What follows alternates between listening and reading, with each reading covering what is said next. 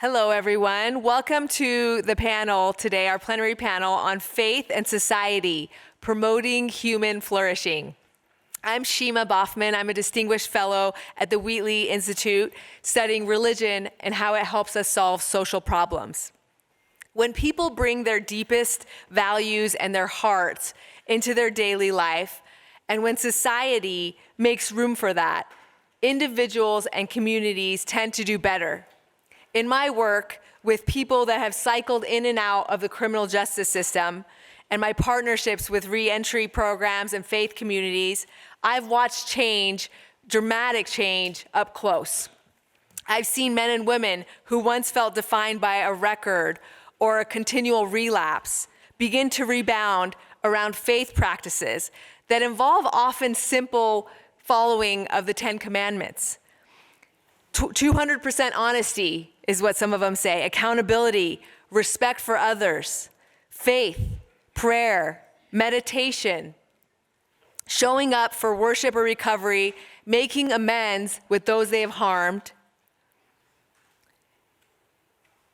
and serving others and thinking about others before themselves. These are small, repeatable acts, but as I see them stack up, you can see dramatic change in people's lives. I've met people who credit that mix of spiritual commitment, love and purpose and community with a structure that helped them remain sober, build family relationships, hold a steady job, and choose a new life.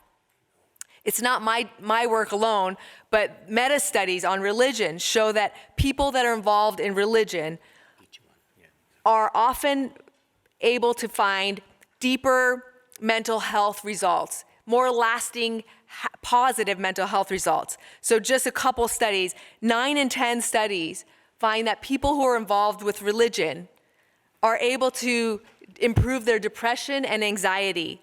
For personality traits and disorders, things you might think only psychiatrists can fix. Well, about 8 in 10 studies find that people who find religion are able to improve that. The biggest things, suicide, about 9 in 10 people who are dealing with suicide ideation, finding religion, are able to find hope and change. And then the one I talked about, substance abuse and addiction, 98 in 100 studies show that people that find religion are able to get off drugs. So why might that be? Well, many faith traditions cultivate habits that support the flourishing. Regular reflection, prayer, service to others, forgiving, seeking reconciliation. All of these things are helpful, including a community that can help you when things get hard. People can show up for you and take care of you when you feel like no one cares. Well, obviously we know religion isn't a cure-all, right? And everyone's experience isn't positive with faith, but we do know that when civic society leaders, policymakers, and practitioners come together and consider the tools that faith communities might provide, we can see dramatic changes in youth resilience, peace building, family stability, and reintegration with migration. As we collaborate with respect, honoring human dignity for all, and welcoming diverse traditions, we unlock this special capital that no government program or market mechanism can fully replicate. Today's conversation is about how to do that wisely, how to protect freedom, invite partnership, and invite people to thrive through fully measuring outcomes that faith communities and faith traditions can bring. Our distinguished panelists are all going to engage us and inform us and teach us on all these initiatives. I want to give a brief introduction on each of them. They all have much deeper, longer introductions that we take time to read today. But we have Dr. Husna Ahmad, OBE. She is the CEO of Global One 2015, a faith-based NGO focused on women. She serves as Secretary General of the World Muslim Leadership Forum, chairs the steering committee of UNEP's Faith for Earth initiative, advises the World Bank's Moral Imperative initiative. She holds appointments at UCL and University of Birmingham and is a global voice on faith, gender, environment, and peace building. She was awarded an OBE in 2010 for her work advancing social justice. Then we're going to hear from Lord Rook. Reverend Lord Russell Rook is a partner at the Good Faith Partnership, a social consultancy helping leaders from different sectors design creative solutions to society's more intractable problems. Since 2025, a member of the House of Lords, I've always wanted to meet a member of the House of Lords, today's my lucky day, a former Salvation Army leader, he founded a charity serving disadvantaged communities, later advising labor on faith and civil society, including Aid Miliband. He leads the cross-party RAMP project on humane immigration policy, helped co-design the UK's community sponsorship scheme, and chairs Reset to help local communities welcome and integrate refugees across the UK. And then finally, we'll hear from Pastor Jorge Miguel Rampogna. He is a director of public affairs and religious liberty and communications for the Seventh-day Adventist Church across 8 South American countries. Trained in theology at Universidad Adventista at Del Plata, he also holds postgraduate credentials in corporate communication and digital influence and is pursuing a doctorate in pastoral theology. He leads initiatives on interreligious dialogue, freedom of conscience, and institutional diplomacy, and coordinates regional media strategies to advance the Adventist mission. Welcome.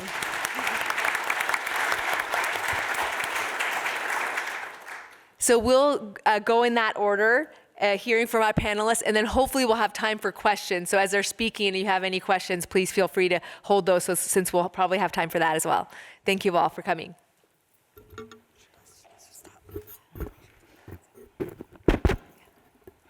Can you all hear me? Great. Bismillahir Rahmanir Rahim. In the name of God, the most compassionate, the most merciful. Assalamu alaikum, peace be upon you all. Shima, Jorge, Lord Rook, esteemed friends, brothers and sisters, I'm honored to be here at the Law and Religion Symposium, and I'm delighted to be here in Utah for the first time, and the hospitality and reception myself and my husband have received has been incredible. In order to address the topic of promoting human flourishing through civil society, I'd like to begin by providing some context for our discussion. So I'll be beginning with the foundations in Islam, religious freedom as a moral principle, challenges to religious freedom today. Then I'll speak about the role of faith communities in building inclusive societies, religious freedom and global challenges, and then give you some possible pathways forward, building protections nationally and internationally. The theme, building paths to flourishing, resonates deeply with me because flourishing is not simply about individual rights, but about creating societies where every community can live with dignity, freely practice their beliefs, and contribute to the common good. I was in Rome last week at the Raising Hope conference, celebrating the 10th anniversary of the encyclical Laudato Si, and I was moved by Pope Leo XIV's question to all of us. God will ask us, if we have cared for the world he created, and if we have cared for our brothers and sisters in the planet we all share, what will be your answer? Religious communities have historically been significant innovators in supporting social justice, challenging inequity, and bringing about social change. Faith gives people hope and makes them resilient in the face of calamity. However, in order to promote peaceful and inclusive societies and create an environment of cohesion and religious freedom, it's important that all faith communities and their contribution towards human civilization is recognized, appreciated, and celebrated. We are facing unprecedented times of wars, unrest, and crisis. The UN is broken. It is a system that has been in place for 80 years alongside the Bretton Woods institutions, which are now 78 years old. It has had its time and desperately needs reform.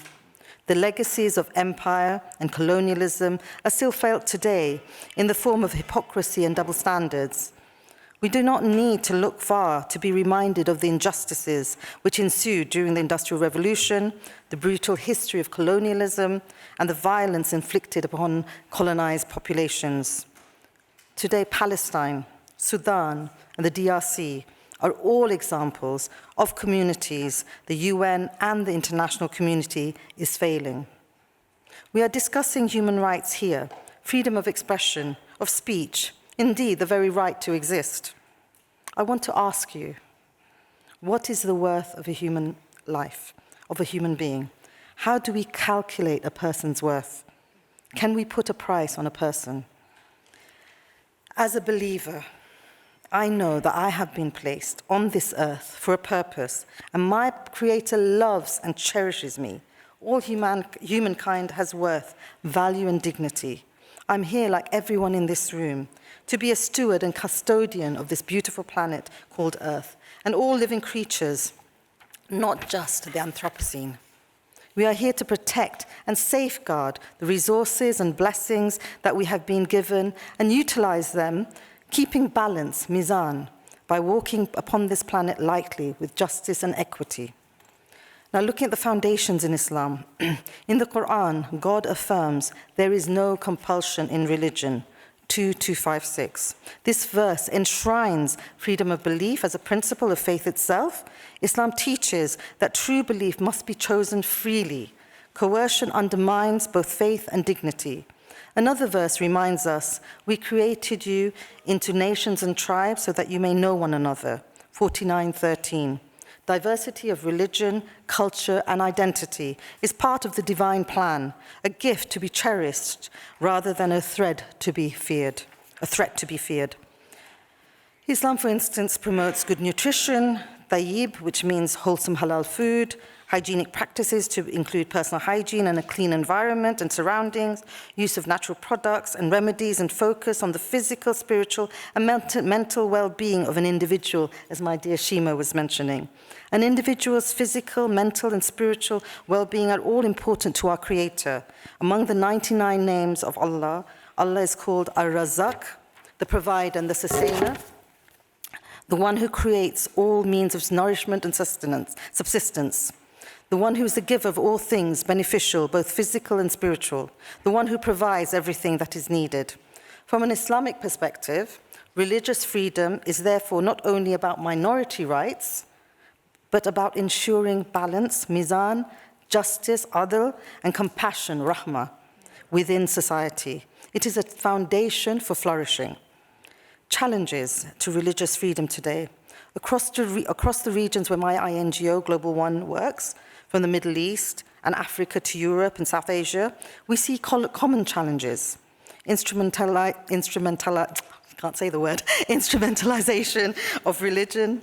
Political actors often weaponize religion for power, portraying minorities as threats. This fosters exclusion rather than cohesion. Gender discrimination.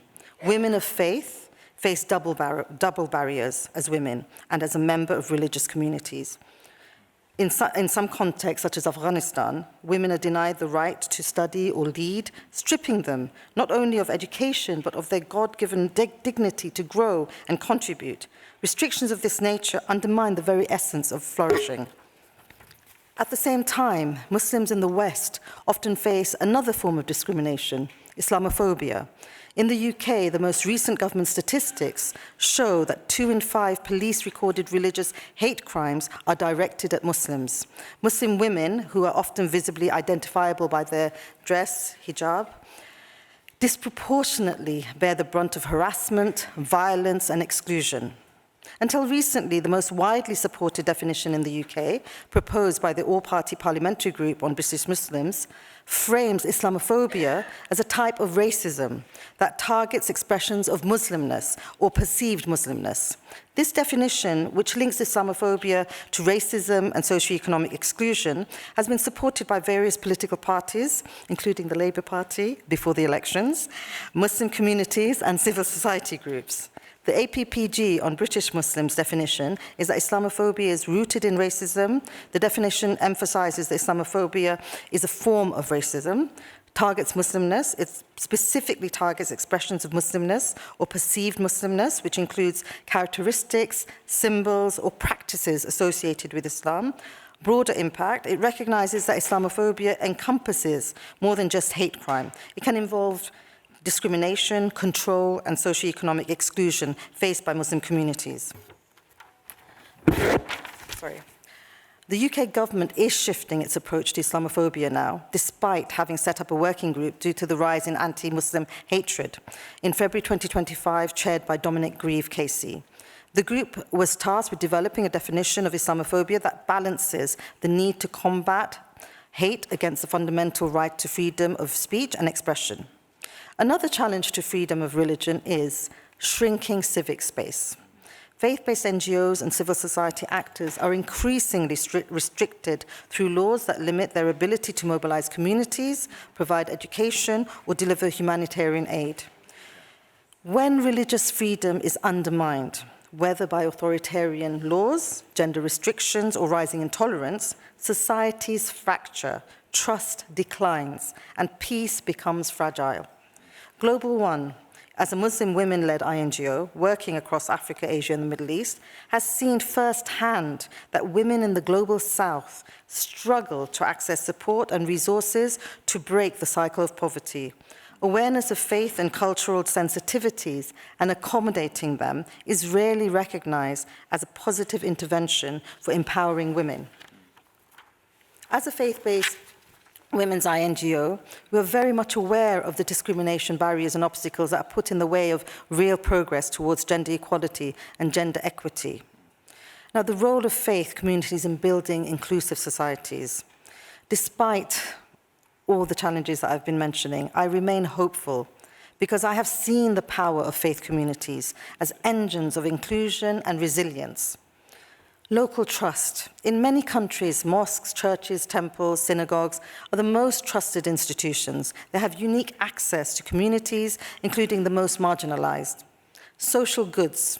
Faith-based organizations deliver essential services, healthcare, education, humanitarian aid, often where governments cannot. For example, during the COVID-19 pandemic, religious NGOs played vital roles in awareness, relief, and vaccination campaigns. Interfaith cooperation. Through interfaith initiatives such as the IF20, and Cole is here, and UNEP's Faith for the Earth Coalition, of which I'm the chair, and the UN Multi-Faith Advisory Council to the IATF, the Women's Faith and Climate Network, and PARD. I have seen how religious leaders and faith-based actors from all faith and indigenous traditions can come together on shared concerns, from climate change, poverty alleviation, to peace building. Faith, when engaged positively, is not a barrier to freedom, it is a catalyst for flourishing. Religious freedom and global challenges. We cannot discuss religious freedom in isolation. It is intimately linked with today's global challenges. Climate change. Faith communities at the forefront of climate impacts, droughts, floods, and displacement often uproot the most vulnerable, including religious minorities. The right to practice faith assumes the right to survive in a safe environment. Protecting creation is part of protecting religious freedoms. How can Muslims support a flourishing future for our planet? The Quran tells us clearly to tame our greed and want. Whoever desires the harvest of the hereafter, we increase for him in his harvest. And whoever desires the harvest of this world, we give him thereof, but there is not for him in the hereafter any share. Ashura 20. As a woman, I, like other women, am a guardian of the earth. Our wombs bear the next generations. Our love, protection, empathy, compassion, and care is more profound than ever when we are facing a triple planetary crisis. Everyone here today recognizes too clearly the interconnectedness of all who live on our planet and the impact of our actions in the past, the present, and the future.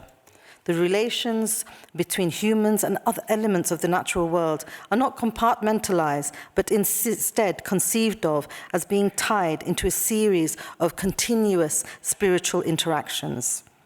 Sustainable development. The UN SDGs are about upholding human rights and focusing on economic and social development and environmental protection. The necessity of protecting the planet is the theme behind the SDGs, but also a common theme in all religions to preserve our world. Therefore, cooperating to sustain our planet should be in the common interest. As the SDGs are a universal call to action, it's important that all faiths work together to address the pressing concerns globally that impact on all human life. I believe that every single SDG is based on Islamic traditions and teachings. My organization, Global One, is tackling many of the SDGs and was founded on the basis and belief that there is a need for more Muslim women to emerge as leaders and change makers, inspired by their faith teachings and not blocked, but encouraged and supported by their faith communities. It holds this ambition equally for women everywhere and thus integrates the participation, equal opportunities and leadership of women in all of its projects. Faith-based organizations are indispensable partners advancing the Sustainable Development Goals. Their moral authority and grassroots presence allows them to reach where governments and businesses often cannot. Restricting their space weakens society as a whole.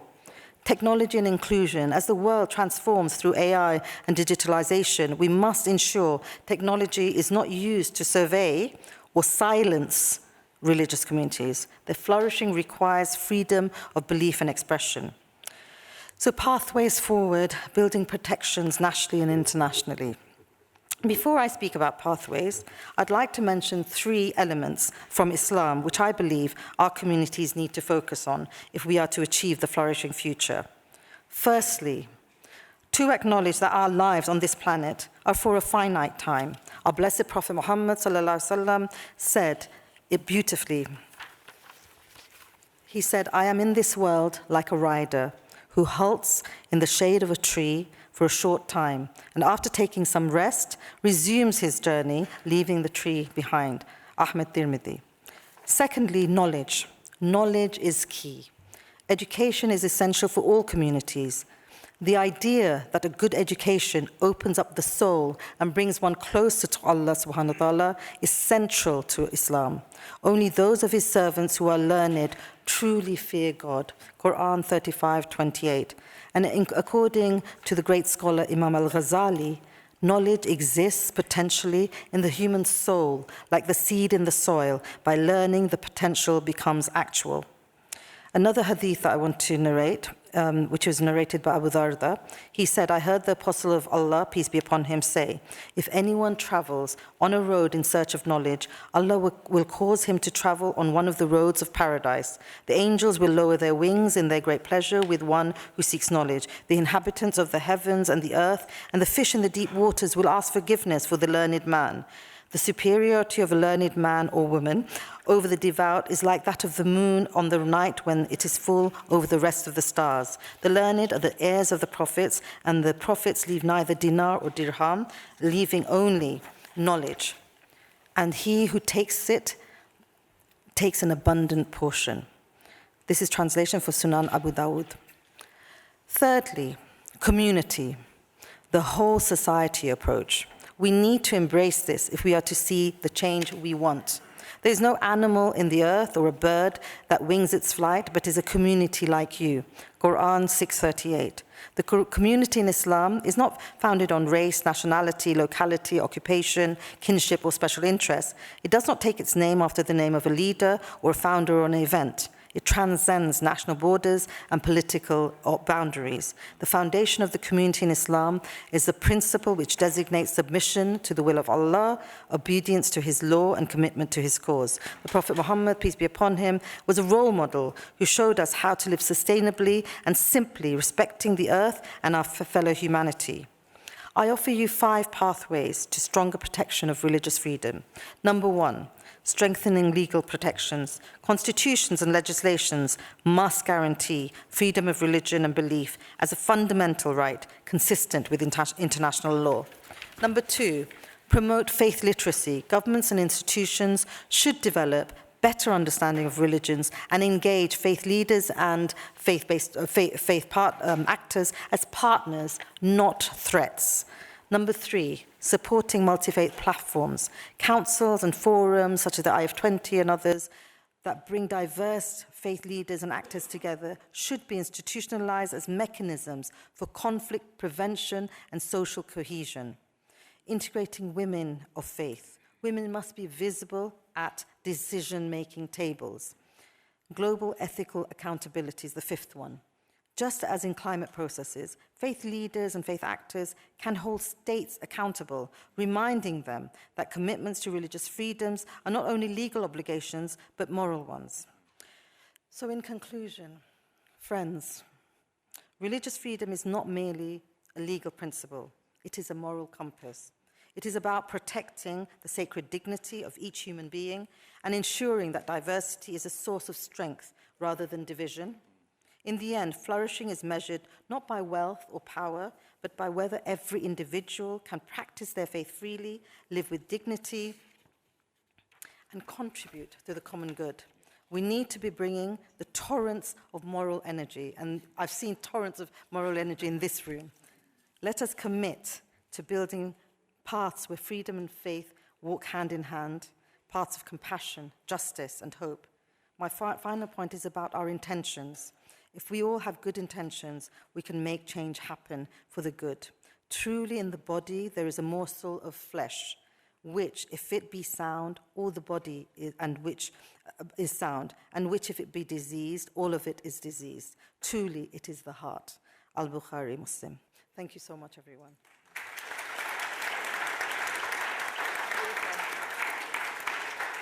Thank you so much, Professor. That was beautiful. Now we'll hear from our second speaker, Lord Rook. Well, good morning. And I'll try that again. Good morning. Good morning. Excellent. There you go. Well, it is an absolute privilege to be with you this morning. Husna, thank you so much for a fantastic talk. I have spent most of the time either striking things out because Husna's already said it, or writing in my notes to tell you that I agree with Husna. So I'm hoping that this will build on what we've just heard. A huge thank you for the honour of being here, to Cole and to the BYU Law School for putting on such an amazing event. My head is spinning at the diversity of expertise and input and ideas and just the wonderful people in the room. And it is obviously a pleasure to be on the platform with Shima, with Jorge and with Husna. I want to talk and hopefully build on what you've heard there from Husna about the role of freedom of religion or belief in human flourishing. It feels to me that it is, as Husna has already said, absolutely critical if we're going to create a world where people can flourish, that we have a world where people are free to believe. I'd like to start, though, by asking you a question. And you can sit there on your own for sort of 30 seconds and think it through to yourself, or you can turn to the person next to you. I would like you to think about, who is the leader in the world that you trust most? That might be a political leader, that might be someone in your faith community, that might be someone you know or a hero from the past. But have a think, or maybe even talk to the person next to you. Who is the leader in the world you trust the most?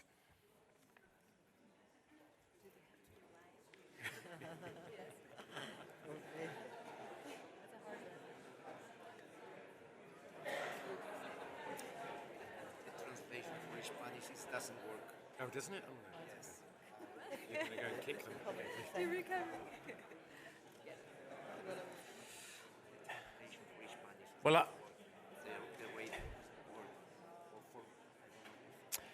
in a world where trust is difficult, I'm glad that you found so many trustworthy leaders to talk about. With so many lawyers in the room, it seems a little risky to start with a joke about lawyers. It also may be an opportunity too good to miss, so here goes. What do honest, trustworthy lawyers and unidentified flying objects have in common? You always hear stories about them, but you never actually see one. In all seriousness, the joke is on me, because a recent poll in the United Kingdom said that there were two professions even less trustworthy than lawyers. One, priests, and second, politicians. I am an Anglican priest and a member of the House of Lords. When I went to my mentor and said that I felt that the Lord might be calling me to explore ordination, he said to me, "We will need to work out what kind of ordination this is. I don't know if you could run a church, but you could definitely kill one." As a result, my bishop, who is now the Archbishop of Canterbury, the first female Archbishop of Canterbury in 1400 years, decided that she would ordain me as a minister in secular employment. She too obviously did not want to risk me on the church. She knew that I worked in politics, and politics was a complete mess, so what was the worst that could happen if I was to be ordained there? But in truth, I want to speak this morning from the perspective of someone who lives a dual life as a priest and a politician. Compared to many in this room, and if you'll pardon the pun, I am a rookie when it comes to FORB issues. I have only been working in this field for a decade. I started working for the Patriarch of Jerusalem, working on religious rights and protections of Christians in the Holy Land, worked a lot with Peter Petkoff on that. I spent a bit of time helping faith and civil society groups in the United Kingdom to establish the UK FORB Forum and a charity called Free for All, which helps those groups to engage government on FORB issues. And I've spent the last period of time before the election as a political advisor, as the faith and civil society advisor to the leader of the opposition, who is now our Prime Minister, and helped the Labour Party to think about what they would do with FORB policy were we to win an election, which we did. I want to build on Husna's ideas of pathways to FORB, and I want to compare and contrast two particular pathways. A political pathway to freedom of religion or belief, where we see governments and policymakers working together with the whole of society to create human flourishing through a world where people are free to believe. And a theological path pursued by faith communities, often in partnership with civil society groups. And I'm going to ask 4 questions about each pathway. I'm going to ask the question about the provenance of the pathway. Where does that path start? The progress. What progress is being made in advancing towards freedom of religion or belief on that pathway? The problems. Where are the problems that we are approaching or we are finding along the path? And possibly some proposals, how we might journey further, faster down the path to freedom of religion or belief. I will use FORB language. I know that in Europe we tend to use freedom of religion and belief. In North America we often, in other parts of the world, talk about international religious freedom. I think there's enough shared common ground. And so I'm going to use FORB language because that's the kind of the area in which I work. So firstly, the political path to FORB. So the provenance. Where does it start? For governments, the pathway to FORB starts with human rights.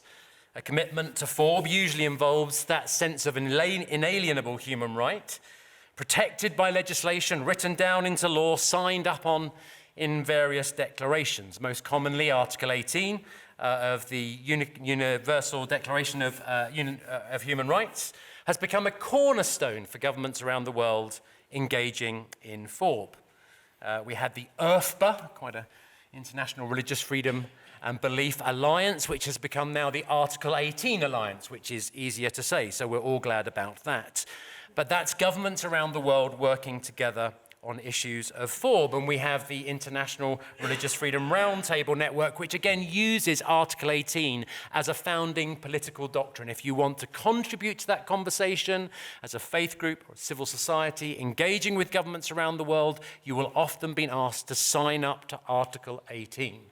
That way that the government knows, no matter the diversity of the group, that you are committed to that doctrine of human rights, freedom of religion or belief, freedom to change your religion or belief, and that way it feels like it's a safe space for a conversation. So this fundamental human right provides the provenance. This doctrine provides the starting point for political paths to FORB. And actually, we have seen huge progress. Sorry, Mike. Let's try again. There you go. We have seen huge progress towards freedom of religion or belief from governments working together around the world. Many governments are building a path to FORB. Progress is being made.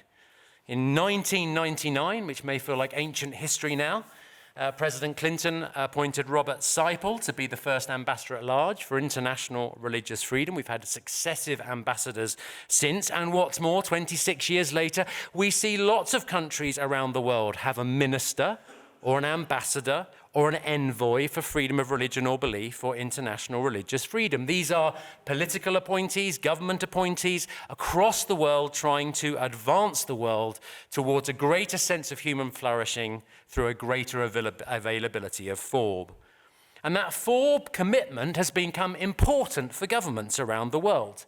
It's a sign of political responsibility. It's also a sign of whether you are cooperating, aligning yourself with the United States as the world's most powerful country. When our Labour Party entered government, there was a question about how we would value FORB. Would we be really interested in freedom of religion or belief? It's often seen as something that the right is more interested in than the left. But actually, we were pretty quick to appoint a guy called David Smith, MP, as our UK Special Envoy for FORB. And David's doing a great job. And for our government, it was a sign of international leadership. We were taking responsibility. It was also an expression of our special relationship with the United States. I was in the Bundestag last week meeting with Thomas Rachel, who is the new ambassador for religious freedom in Germany. I was told there that was pressure under the Chancellor to reduce the number of these envoy roles in the German government. But actually, the FORB role was protected because their government wanted to continue to advance the path towards freedom of religion or belief. So governments have made progress on the political path towards FORB. However, it's not without problems. The path to FORB is increasingly becoming politicized. That might be obvious if you're taking a political route.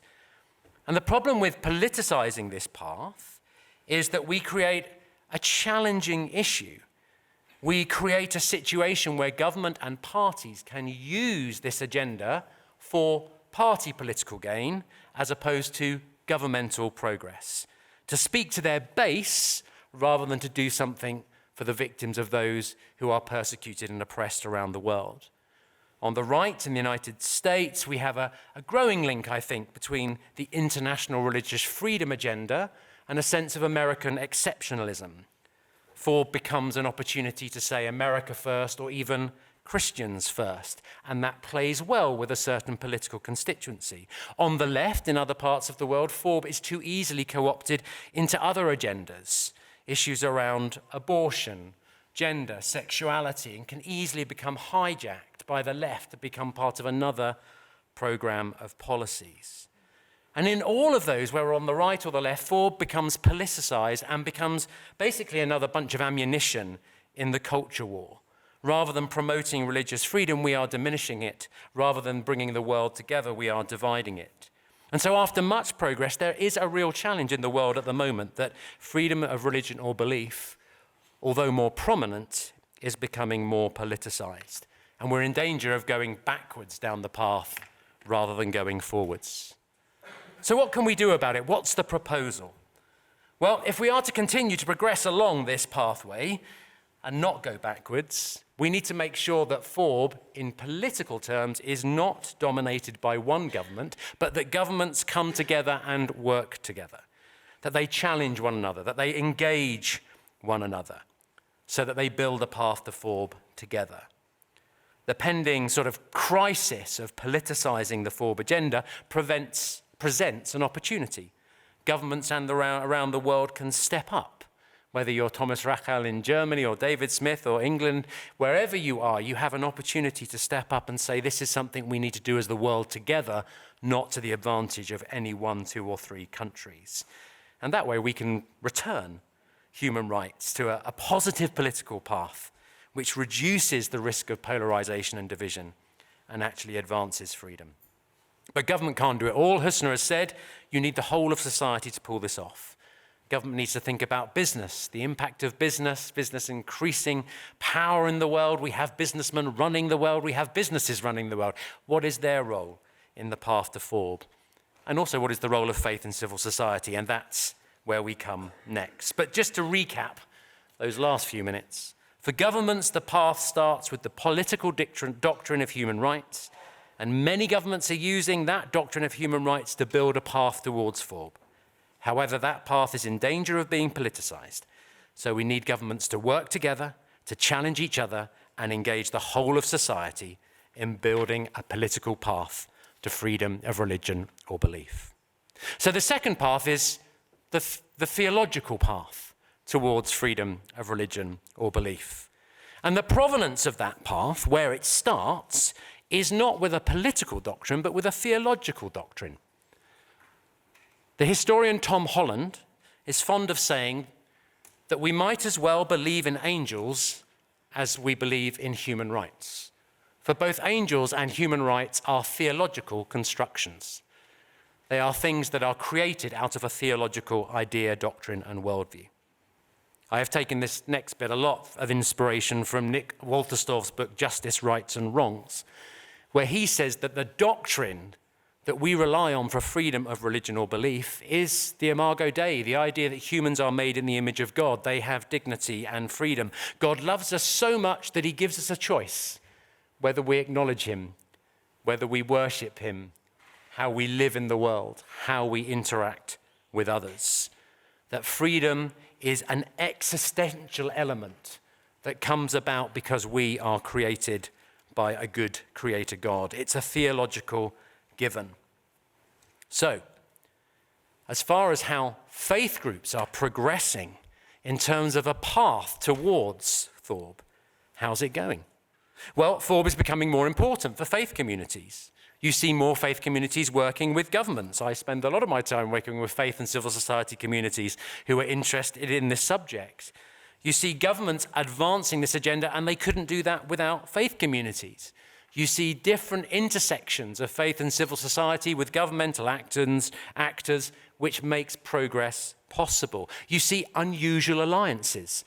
We've had an alliance in the UK between a traditional Christian religious freedom charity and our humanists to look at religious freedoms in certain parts of Africa, where both Christians and atheists aren't welcome in certain communities. You see many faith communities, faith-based organizations, and civil society organizations working on Thorb. And as a result, you see these growing alliances and you see more attention to the issue. However, there is a problem. The problem is this. To my mind, following the line that I've just given, many faith communities are not pursuing a theological path to Thorb.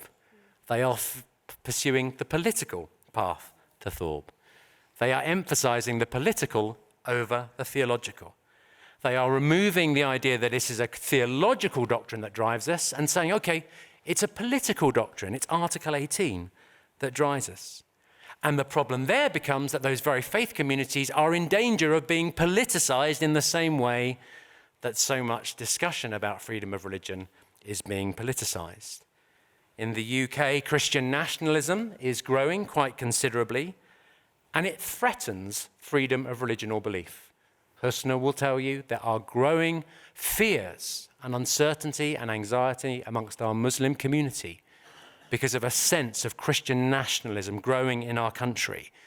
We have mosques where so-called Christian vandals have sprayed "Christ is King" on the wall. We have all kinds of attacks on Muslims, both emotionally and in some cases physically and verbally, on our streets. And a doctrine that is being used to justify this is Christian nationalism. And that is a deep, deep problem. And as a theologian and a priest, I don't see anything in that I recognize as Christian or anything that is recognizable as in the gospel or the life of Christ. In Muslim communities as well, you have a challenge. We continually find the challenge for certain Muslim communities with Article 18 around the issue of the right to change one's religion or belief. And often we try and find a political answer to that. Well, actually, the answer isn't political. If we want to work with Muslim community, we actually need to think about Muslim theology. As Husna has showed us this morning, there is plenty in Muslim theology that helps us to understand what it means to be free in our belief and to flourish as human beings. And we need Muslim scholars. I have had the privilege of working a lot with Sheikh Abdullah bin Baya in the UAE and his work around peace and pluralism and his jurisprudence, arguably the greatest proponent of Islamic jurisprudence in the world, and his work in trying to work with Muslim majority countries to explore these issues is deeply inspiring, but he's not doing it as a politician. He's doing it as a theologian. So by choosing a political path rather than a theological path to FORB, faith communities risk becoming part of the problem, when really we should do something different and become part of the solution. So what's the proposal? What do we do? Where do we go from here? Faith communities should utilize all of their theological resources to build a path to FORB together. Faith communities must work with governments. It's not that we should not work with governments, not be part of the political path and the political program, but we must have our own pathway and our own program, and we must avoid becoming politicized. Faith communities must remember that FORB is a theological principle, not just a political doctrine. That the theological path to FORB starts with that doctrine and is then built through our faith communities. That we have a theological path which is built through faith communities becoming the greatest proponents, the greatest exemplars, and the greatest advocates for FORB. That they work together with one another, with different faith communities, with very diverse ideas and beliefs, to say this is something we can do together.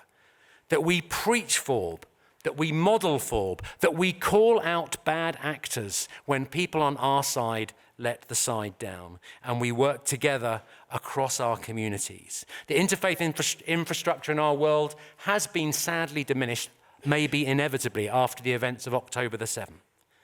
The crisis in interfaith presents an opportunity. FORB could be the thing that we come together around to rebuild trust between our different religious and civil society groups. And we've got to work everywhere, not just in our places of worship. I'm really glad that James Holt is here. James is doing amazing work in how we take FORB into schools to make it part of flourishing within education. Adrian Bettridge, my friend who has joined me here this weekend, who's kind of looking after me, and it's been fantastic. James is doing amazing work. Adrian's doing amazing work in the UK, helping businesses to look at FORB and how we do faith, how we bring faith at work. So a big shout out to James and Adrian. But to recap, for faith communities, the path to FORB begins with a theological doctrine.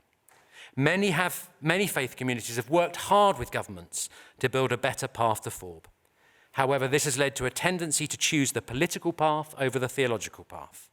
And faith communities should utilize all of their theological resources to build their own distinct theological path to FORB for all.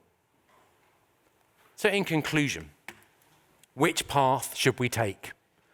The political or the theological? A very wise bishop once told me when I went to him with a question of whether we should do A or whether we should do B, he looked at me and he smiled and he said this, "Russell, it's very rarely either or. It's nearly always both and." For those of you who know the Anglican Church, that could be our motto.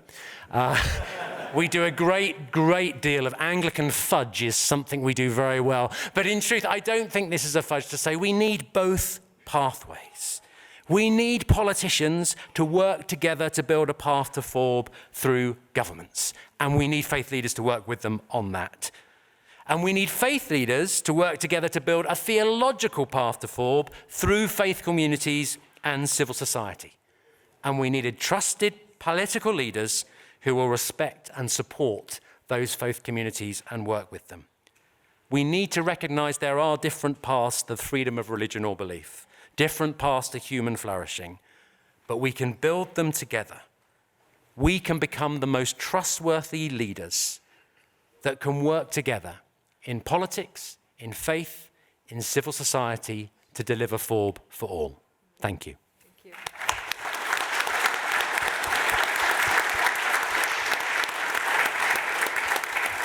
Thank you so much, Lord Rook. That was beautiful. And our final speaker will be Pastor Rampogna.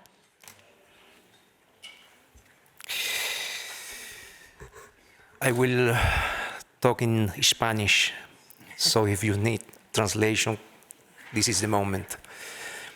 Good morning, everyone, and I will switch now for Spanish. Thank you. Quiero comenzar este momento agradeciendo aquí a la extending Universidad, gratitude específicamente a la Escuela de to this law school at BYU for this opportunity to be here, representing 8 countries of South America from the Seventh-day Adventist Church. I would also like to thank the Church of Jesus Christ of Latter-day Saints because we are constantly working together in different initiatives. And I believe that through humanitarian service and the defense of religious liberty, we are making a very important contribution. Through religious faith in each one of us, but also through other organizations. I would like to thank my colleagues that went before me. Thank you, Shima. Thank you, Husna. And thank you, Russell, for the contributions, your exceptional contributions that you just realized. I would like to, at this time, begin by telling you a little about who Seventh-day Adventists are. This church was born in the middle of the 19th century with a very clear spiritual mission to preach the gospel of Jesus Christ to all tongues and people. And we also have a social compromise. And this morning, I have been asked to speak on how religious faith, how the church can contribute towards social change along with other areas, like with governments and other non-governmental entities, to contribute to social change. And for us, Adventists, this is a very important flag to use our power to contribute.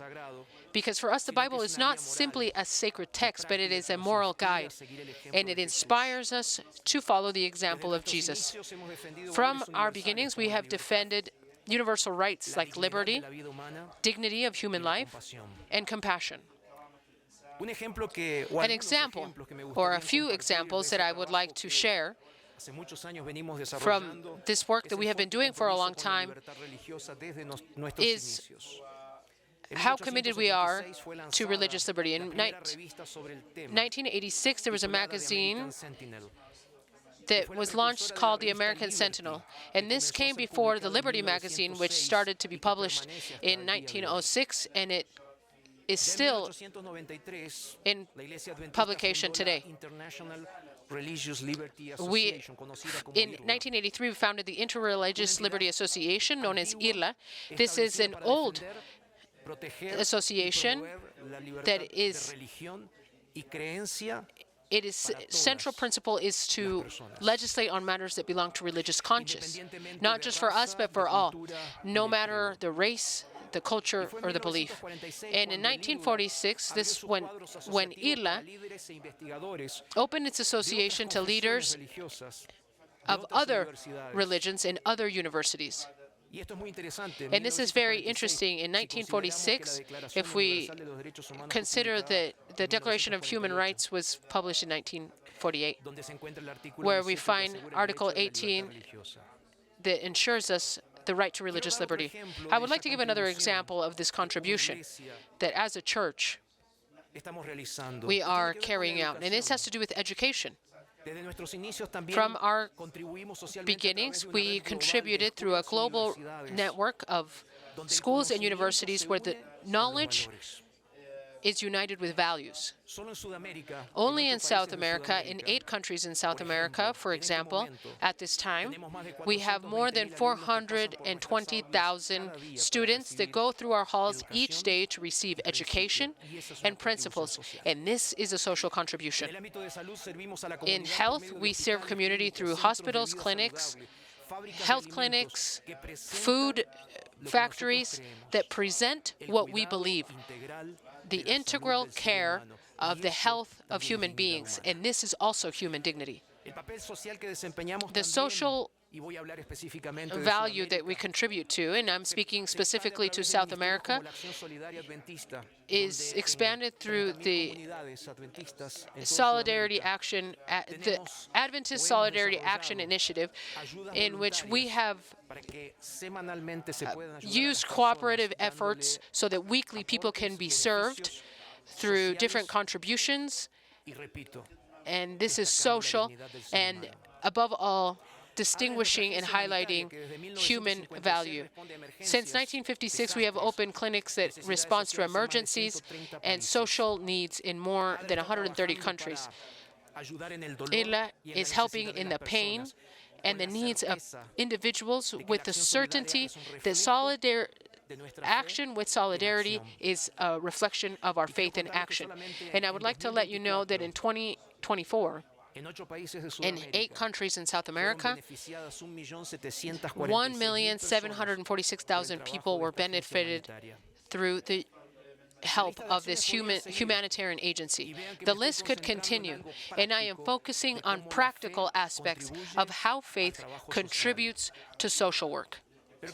But I would like to leave clear that the Adventist mission has always been holistic, serving humans in an integral way. That is why I have given the examples I gave: religious liberty, education, health, and humanitarian aid. Because faith is expressed through adoration of God and to the help given to those that surround us. And this vision is still alive for us today through projects that transform lives.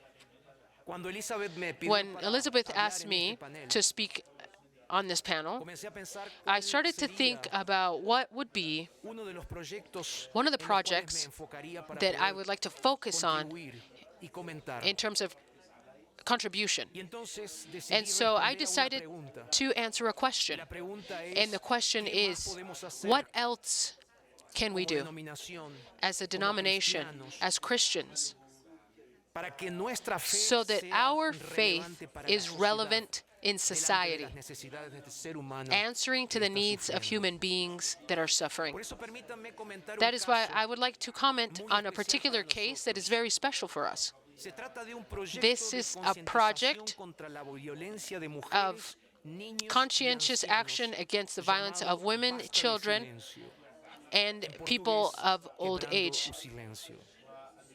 And this, in Portuguese, was Quebrando o Silêncio.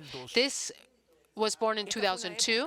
This was a time when the church decided to face one of the most painful things that are highlighted in our modern day: domestic violence and abuse of all kinds, especially towards women, children, and people of an elderly age. So since that year, every 4th Saturday in the month of August, millions of people in 8 countries in South America come and unite in this project in various ways, but with one mission.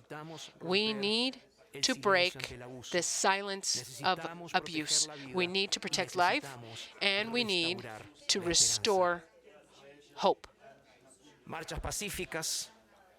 Peaceful marches, talks, educational aids, programs in schools, and social campaigns were brought about to be able to highlight abuse and bring it out of silence so that we may rescue human dignity in a world that is increasingly violent. In its first years, the project was focused in domestic violence. Then we extended its reach to schools, to youth pregnancy, to holding sacred people that are of elder age, and the results are wonderful.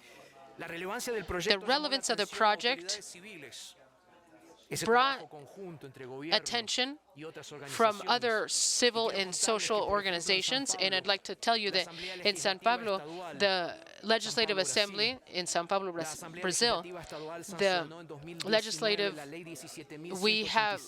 in 2019, we saw Law 13.796, which constitutes that each Saturday is now a part of the campaign of Enough Silence. In the state of Mato Grosso do Sul, also in Brazil, they approved Law 6,618, making official the campaign Enough Silence on the calendar of official events of the state commemorating each fourth Saturday in August as commemorating the project Enough Silence, or Basta de Silencio. I would also like to give an example of two Latin American countries. In Ecuador, the campaign became a public campaign in the municipality of Guayaquil, and through the Department of Citizen Safety, there was an initiative to distribute educational material freely in the entire city. The local authorities recognized publicly that the church was giving tools to prevent and to give hope. In Bolivia, the educational Adventist was invited by the Senate to participate in the creation of the law for the protection of children and teenagers in the digital avenues. After workshops were given to prevent these things, these are examples of how faith can become a bridge between communities, governments, and families. Why? In order to protect those that need it most. That is why in this year, 2025, the central theme that we picked was about the prevention of violence in the legal process and digital format. Why? Because we live in a time of hyper-connectivity, hyper-awareness, and the challenges brought are severe. In 2024, there was a cybersecurity company that produced a report saying that 2023, 52% of Latin Americans suffered some type of digital abuse. This includes different types of abuse like doxing, the sharing of information not authorized, cyberbullying, grooming, frapping, creating,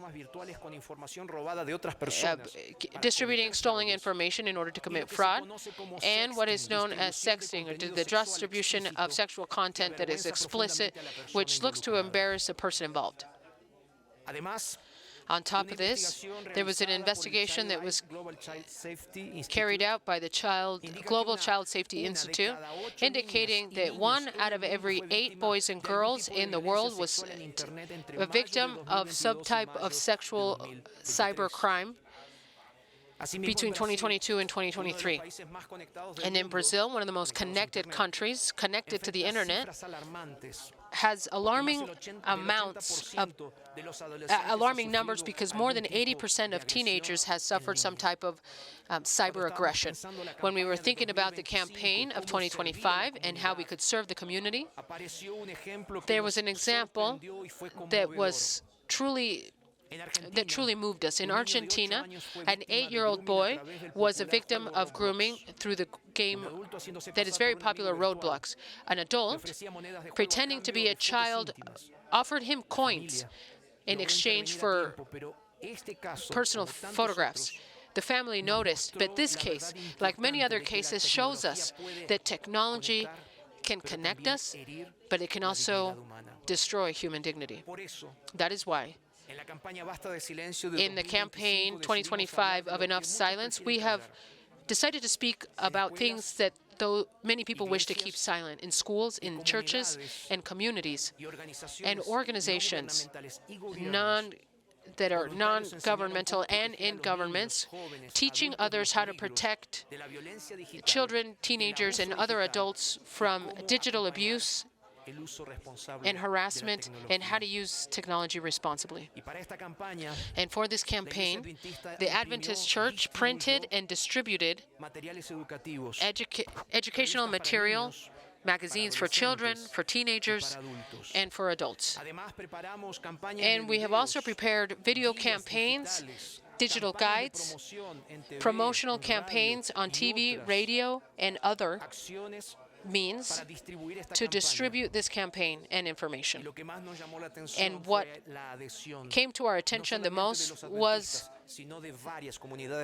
the way that it was used, not just by Adventists, but other communities, and the participation of so many people in order to promote human dignity. We had 10,000 educational institutions and local communities that came together for this project, and in only 2 months, we freely distributed 1.5 million exemplaries of the magazine Enough Silence in Portuguese and in Spanish.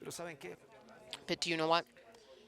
The true impact is not measured in just numbers. It is measured in individuals. Like Larissa Santana, a young mother in São Paulo that witnessed the march that we had in the month of August in São Paulo with more than 30,000 people in the main street of the city of São Paulo. Larissa came and she told one of the organizers, I have never seen a march of this type. It is truly inspiring to see a faith come to the streets to take care of families and warn all about the dangers of the internet. Or let me share the story of Lourdes in Guayaquil, Ecuador, that transformed her own home in a small community center. With the materials from the project, she brought 60 neighbors together to talk about cybersecurity, about faith, and about family. She said, and I take her own words, she said the following: I do not do it for recognition. I do it so that nobody lives what I lived. And so that my community, in my city, in my neighborhood, may have hope. Her story symbolizes the heart of the project. One person can light the fire in their own community and help other people flourish. Stories like this are seen all over South America. Victims that are breaking the silence and seeking help. Children that learn to say no to cyberbullying. Civil authorities and faith communities that come together for one common cause. And this is just one project. The project Enough Silence translated faith to active solidarity, contributing to the well-being of society beyond religious frontiers or whatever denomination you may be. I would like to conclude this presentation saying that the Adventist Church in South America is contributing to the flourishing of humans. We are looking to build bridges to continue working in all the ways possible so that more people can flourish and come to be more like the image of God. We are not looking for recognition. We are simply looking to add individuals to our cause so that we can serve with concrete action.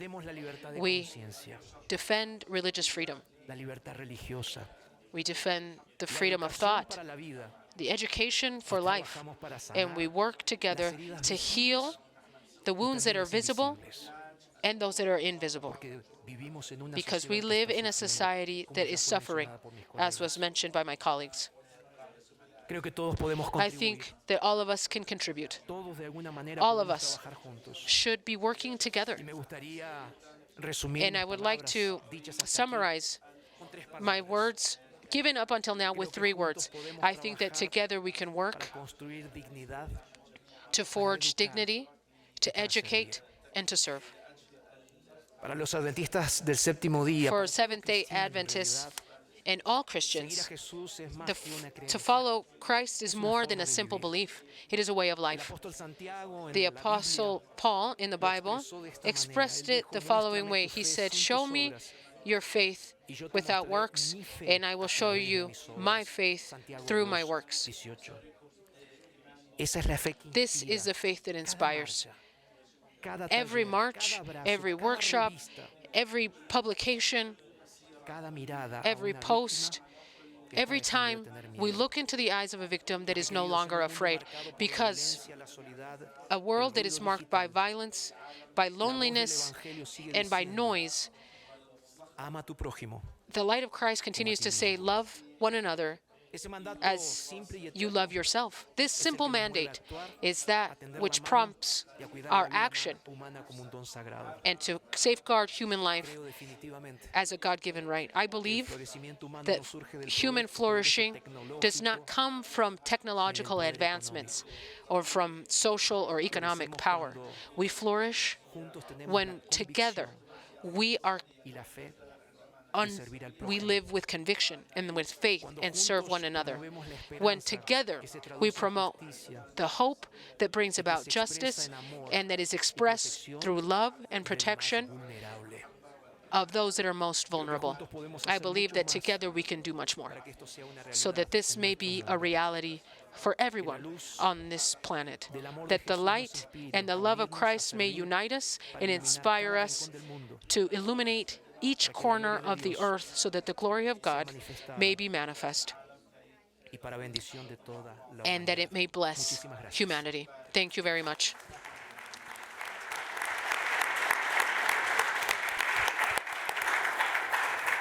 That was remarkable. Thank you so much, Pastor Rapungna.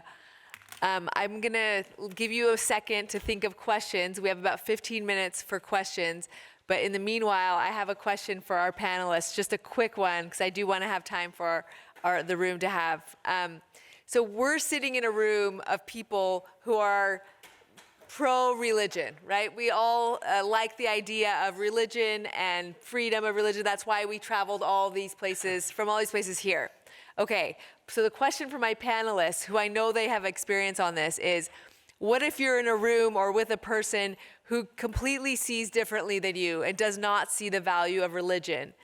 What have you seen as something that has been compelling to them, or a way to kind of, have them see what we all see in this room? Do you have any stories or experiences that you might be able to share to help those in this room who I know are leaders in their own countries and their own places? What can you provide, even just a practical tip or anything? Nothing doesn't have to be, the biggest thing, but just any sort of tip that you might have that you could share with our room of leaders here on how do you get across to the people that don't see the world like we do and don't see that faith leads to human flourishing. And any of you can start. Who wants to? I was at an event a few weeks ago with people from lots of different faith communities, and we had a government minister there who came to speak, and she was brilliant. But she was very honest at the beginning. She said, I've never been in an event like this before, and there's all of you from different faith groups, and the atmosphere is incredible, and I've never been in a meeting like this, and I'm not a person of faith, but I'm beginning to question my own life choices. And there's a sense in which I think the best thing you can do is expose someone to the authenticity of faith communities, get them to see what they're doing, get to meet people of faith, get to experience it as a lived experience, not just something that we're sort of preaching from a piece of paper or a sacred text. I love that. Okay, yes, Pastor? Bien. Well, in answer to your question, I think that one of the most important things that we can do, and this is something that I try to practice, because I like to talk to people that think differently than I do. And this is an exercise that I think that we all must do. I just presented a case that has to do with digital reality that I think is creating more and more distance between us through the use of algorithms that distance us as human beings. When I talk to somebody that thinks differently than I do, the first thing I try to do is see this person that is behind the thought that this person is having at the time, because I believe that Jesus would have done the exact same thing. And when I look into the eyes of this person, I see the opportunity to have a conversation with somebody and to learn from somebody. That is when this relationship becomes a relationship in which that person will see something that I have different from them, but I can see what they bring to the table as well. And I think that the foundation to this is to see people with respect beyond their ideas and try to build bridges through dialogue. Why? So that we can know this person and that this person may know us. And even though we think differently, that we can share those things that help us grow and help others flourish. Thank you. Gracias. We'll hear from Professor Ahmad now. So, from my perspective, I think it's most important that we speak to people who aren't from the faith communities, because people from the faith communities understand each other much better. Yes. Sometimes we're just speaking, to ourselves, really.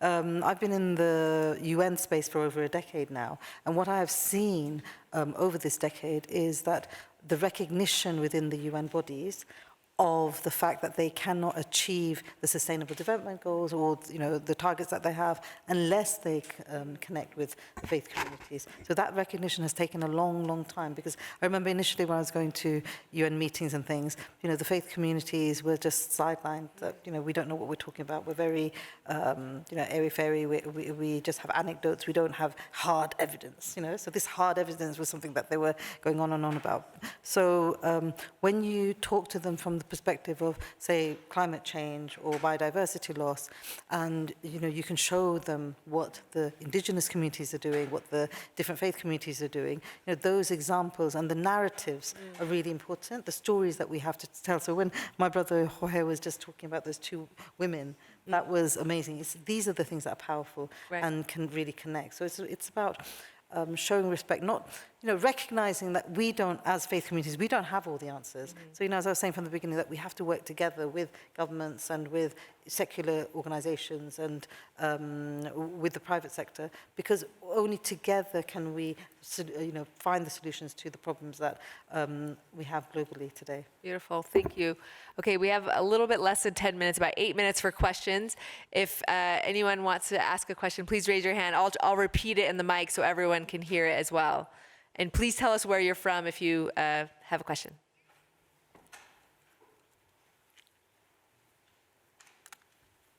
Yes, my friend.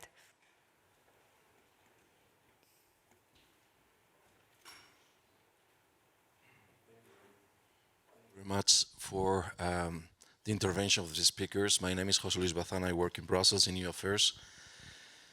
It has been mentioned the notion of hate speech. I'm very fond of principles as much as I'm fond of technical details as a lawyer. I've read the definitions of anti-Semitism by the International Holocaust Remembrance Alliance and the definition of anti-Muslim hatred by the All-Party Parliamentary Group on British Muslims. Both are extremely expansive definitions, extremely expansive, unclear, and vague.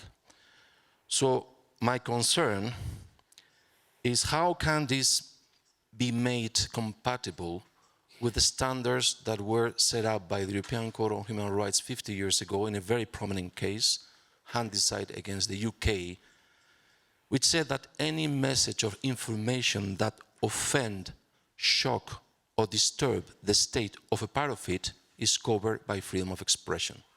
So this is what we have here at stake right now in most of European countries. And just to add, as we have two persons from the UK, I'm even more concerned about a definition which is used by the British police called non-crime hate incident.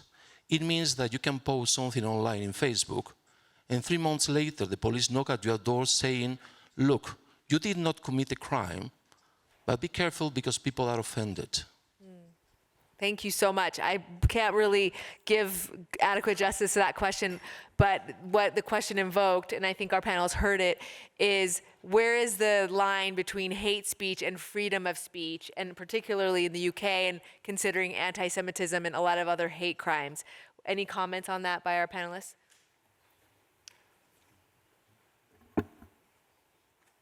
I think for me, the media has a huge role to play in really firing up hate speech, because I think, this is my personal reflections about the media in the UK.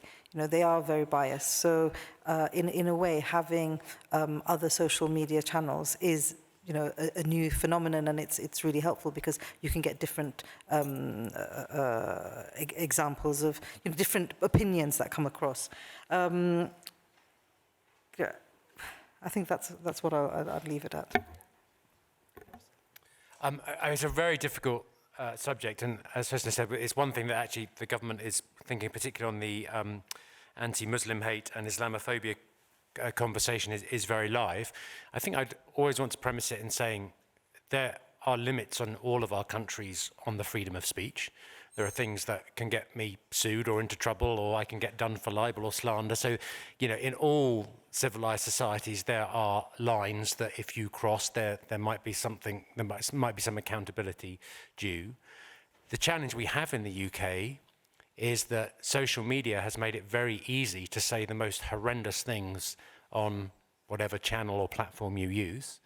And there is no doubt that there is a link between the things that are said on those platforms and the people that will go down high streets in the northwest of England and rip off a hijab today, or desecrate a mosque, or do something quite dangerous or offensive or criminal.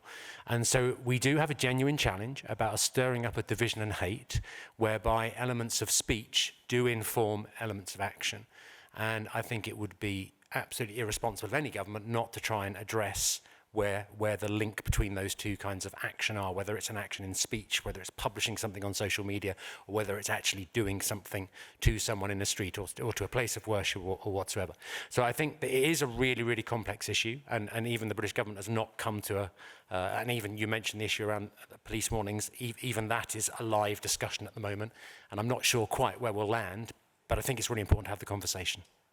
If I can come back in. Since 7th October, obviously, our hearts all go out to the victims who were murdered at that time. And then, we've had 2 years of the genocide in Palestine.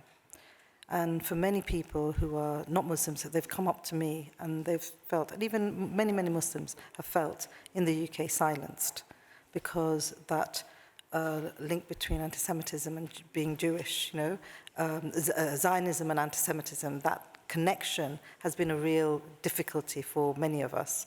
So, that is something that has silenced many people, but, when you think about what's happening there, my conscience can't stop me from talking about it, and I have to.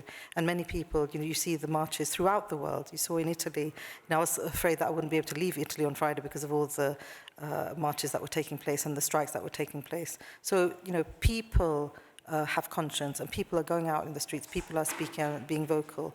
And so, as Russell rightly spoke, how do you find that balance between conscience and that line between hate speech and speaking out and having your conscience? So I think our government has a difficult, very, very difficult position. But I'm glad that Palestine's been recognized now, and I really hope, I pray that there's a ceasefire. I mean, the flotilla, the Sumud flotilla, the way the people on that have been treated is absolutely abysmal.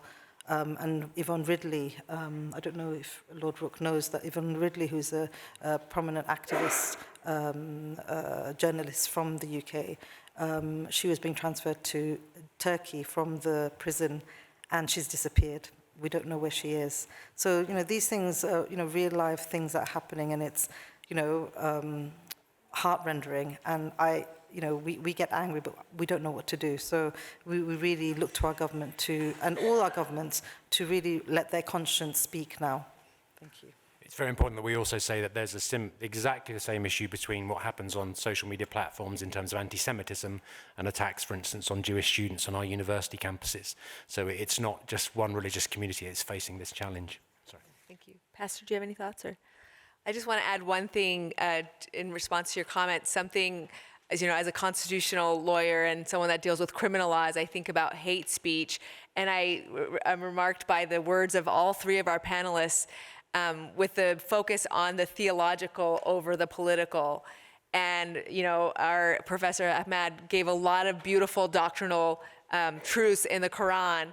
And something I've seen, unfortunate in our country even, I remember there was a really big case in our country, some of you might have heard of, where there were university presidents who, testifying before Congress, were very reticent to admit that saying that, you know, that the obliteration of all Jews is anti-Semitism. They felt uncomfortable saying that. And I think when we put our faith first. I mean, I went recently, the last 6 months, to Uzbekistan, and a mullah from Iran, who you think conservative as you come and Muslim, he said, "You're not a Muslim if you hate a Jew."